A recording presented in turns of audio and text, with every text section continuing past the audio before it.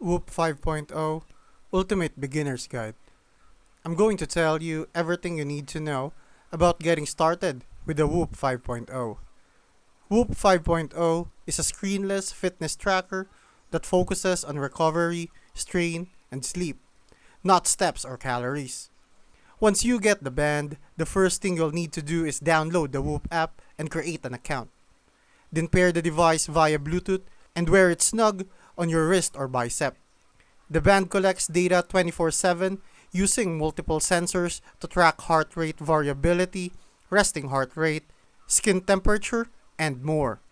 Inside the app, you'll see your daily strain score, which tells you how much effort your body's been under, and a recovery score, which is based on your sleep and physiological data. The goal: use the data to train smarter, not harder. The sleep tracking is automatic and surprisingly accurate, and it gives you a sleep need target each night based on your strain levels. There's no display on the band itself, it's all in the app, and remember, Whoop requires a subscription to unlock all features. You can't use the band without it, but once you're in, it's one of the best tools for understanding how your body responds to training, rest, and stress.